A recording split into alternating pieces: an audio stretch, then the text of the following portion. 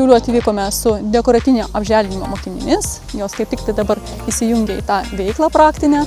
Džiaugiamės tuo, kad galime įgyti daug praktinių žinių, ypač rudens sezono metu.